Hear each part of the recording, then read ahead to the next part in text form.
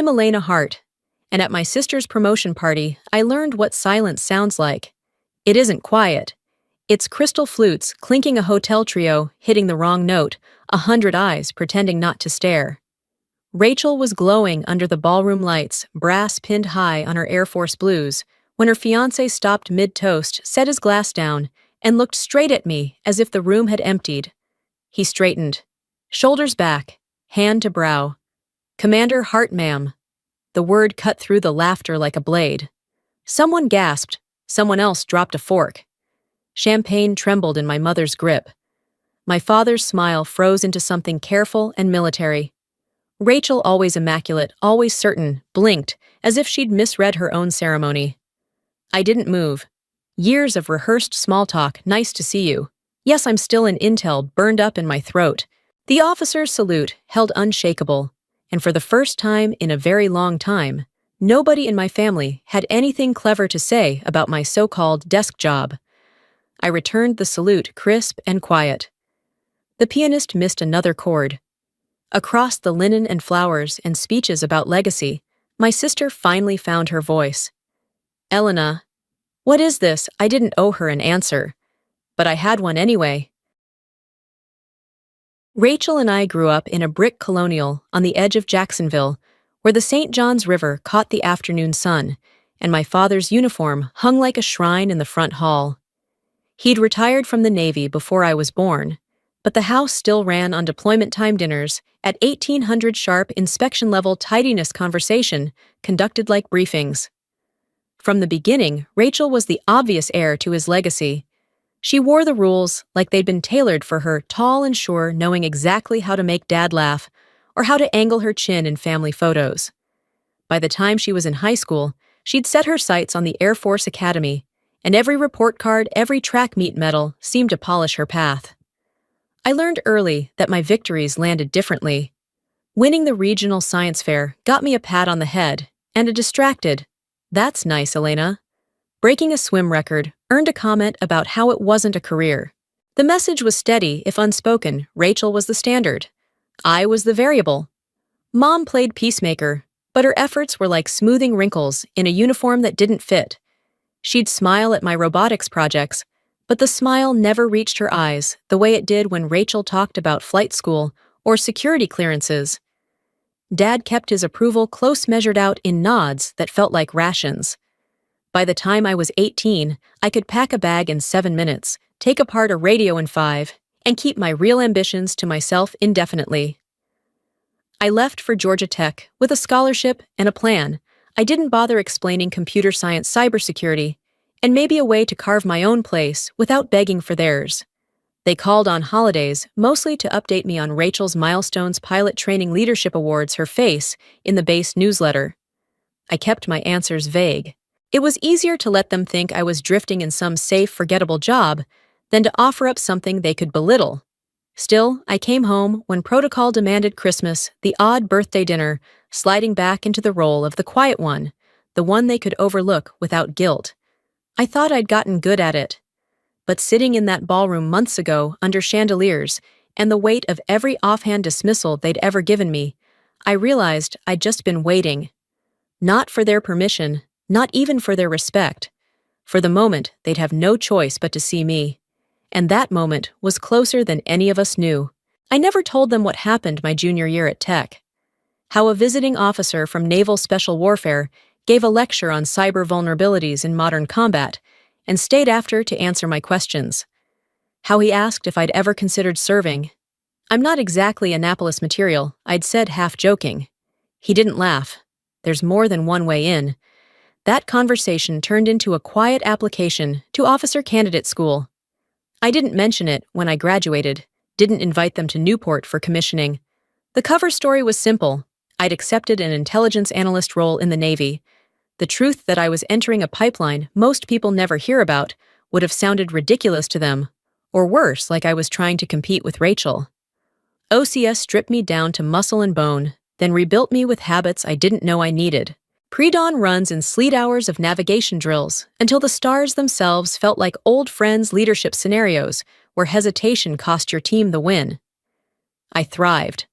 I kept my head down. Halfway through, one of my instructors, a commander named Foster, pulled me aside after I'd rerouted a simulated cyber attack that had everyone else stumped. "Hart," he said, "you ever think about special warfare?" I thought he was joking. SEALs weren't for women, not in the stories I'd grown up hearing at our dinner table. "Times change," he said. "We've got a pilot program, it's brutal. You'd be starting behind every guy in the class, and most of them won't want you there."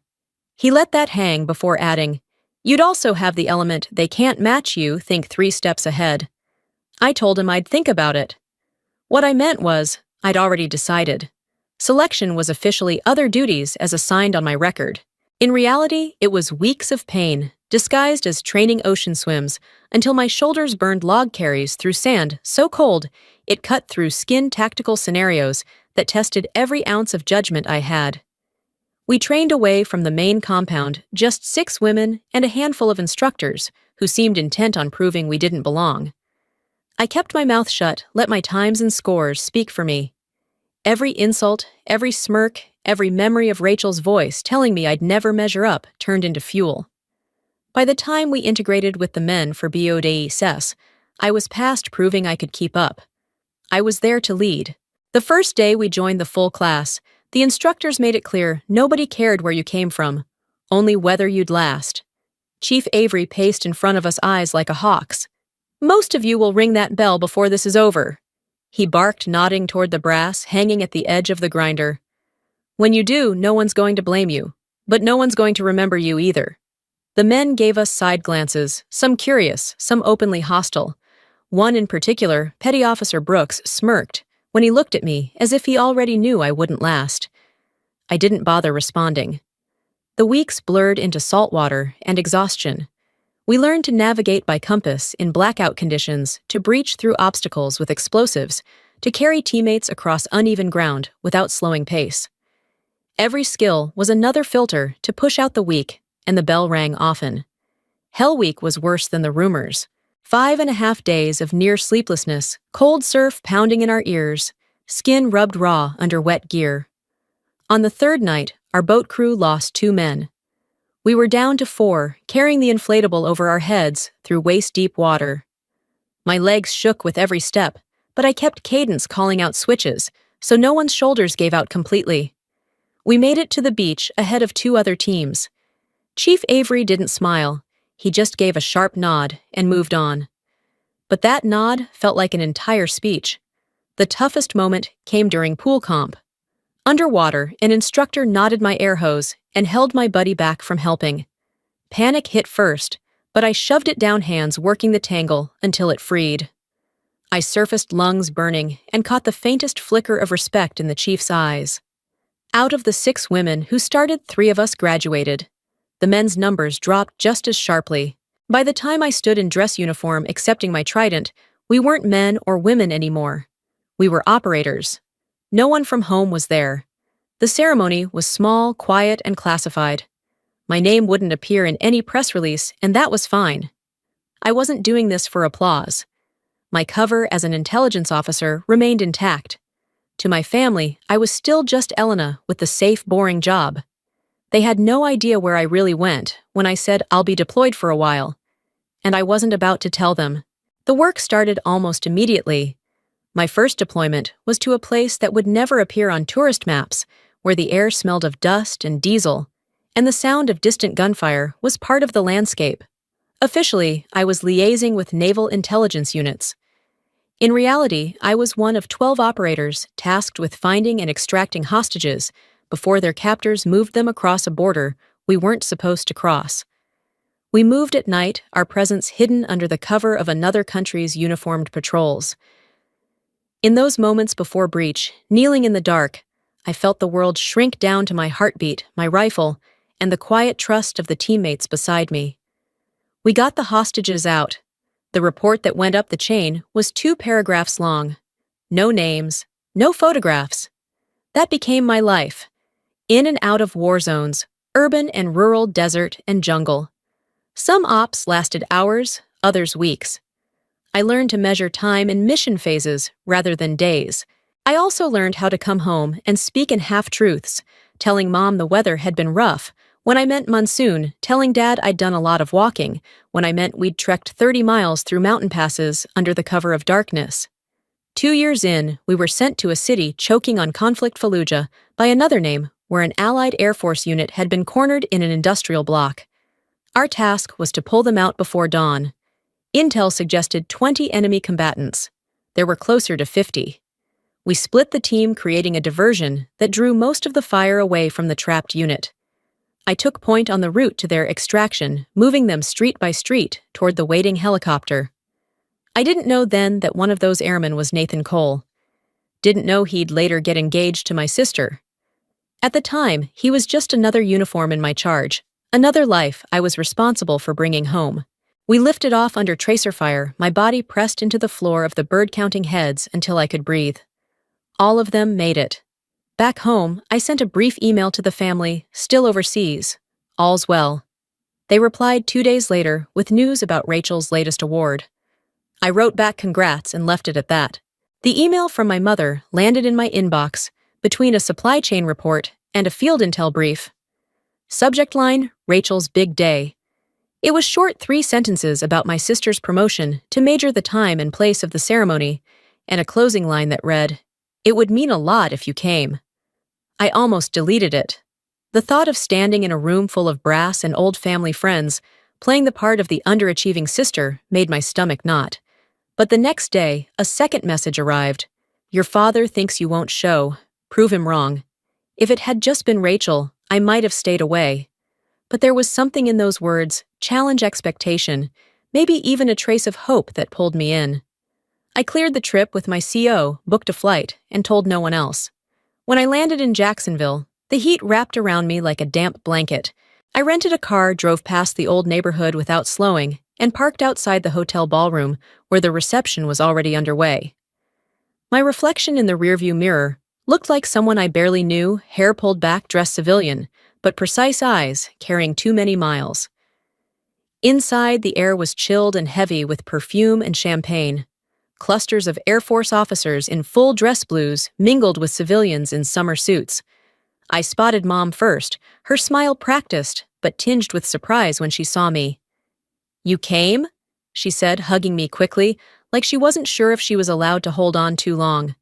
Dad was across the room, talking to a retired admiral. He gave me a curt nod, the kind that could mean anything from "good to see you" to "don't cause trouble." Rachel was at the center of it all, her new insignia catching the light. When her eyes landed on me, her lips curled into something between a smile and a smirk. "Didn't think you'd show," she said loudly enough for her table to hear. Still stuck in that Navy desk job, I kept my expression neutral. "It keeps me busy." She turned to her friends. "My sister Intelligence probably spends her days pushing paper while we're out making things happen." Laughter rippled.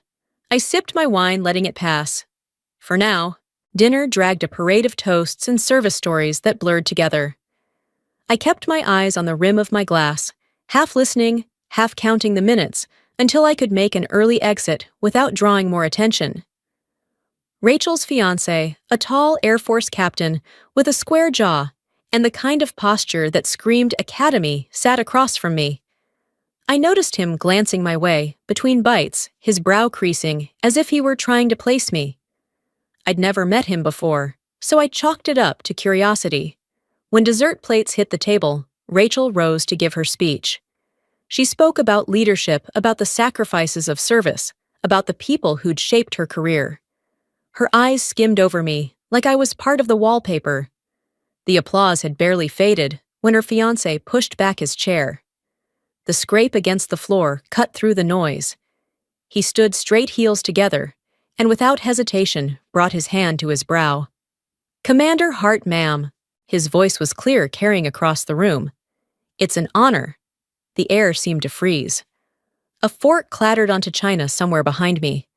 My mother's eyes widened. My father's jaw locked. Rachel's smile cracked into confusion, then something sharper. I returned the salute automatically, muscle memory overriding thought. "At ease, Captain." He didn't lower his hand right away. "You led the SEAL team that pulled my unit out in Fallujah last year," he said, his tone reverent. "I'd recognize you anywhere." A ripple went through the crowd, whispers, quick glances. Rachel's head snapped toward him. What are you talking about, Elena's in intelligence, not whatever this is? He's not wrong, I said, my voice steady, almost cold. I've been with Naval Special Warfare for 6 years. Commanding officer for the last 2. Silence thick and heavy settled over the table. My father's voice was low controlled. Explain yourself. There's nothing to explain, I replied. My work is classified. I followed orders. That meant not telling you. Rachel's cheeks flushed a deep red.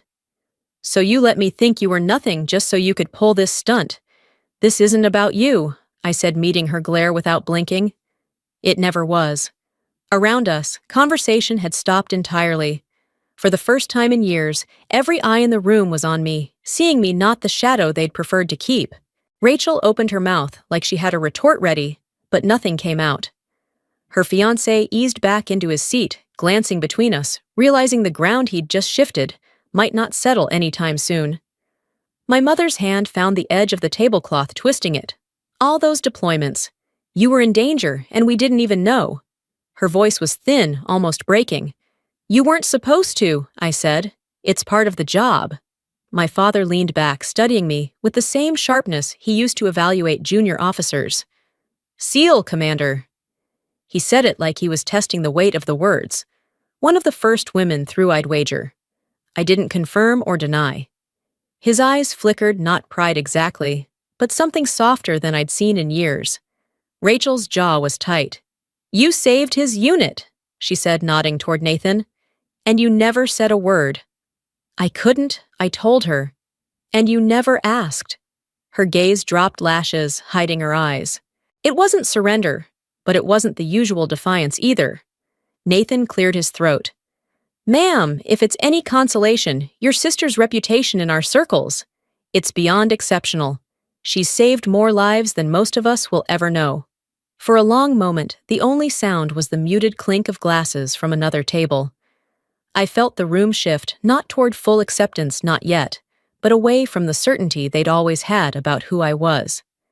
That was enough for now. I set my napkin down calm, as I'd been on any extraction op, and said, If you'll excuse me, I think I've stayed long enough. No one stopped me as I walked out into the hotel's humid night air. The mission had been accomplished. I stayed in a guest room at my parents' house that night, the same one I'd slept in before deployments they never knew about. The walls still held old photographs, Rachel in dress blues, me in high school swim gear, my smile thinner than hers. At sunrise, I came downstairs in uniform. My bag was packed, orders already in my pocket. Dad was waiting by the front door, wearing his old navy jacket. For a moment, neither of us spoke. Then he straightened hand to brow and gave me a salute as crisp as any I'd seen in the field. Take care out there, Commander, he said. My throat tightened as I returned it. Always. Mom hugged me, holding on longer than she used to. Come back safe. Rachel stood behind them, arms crossed, eyes searching mine.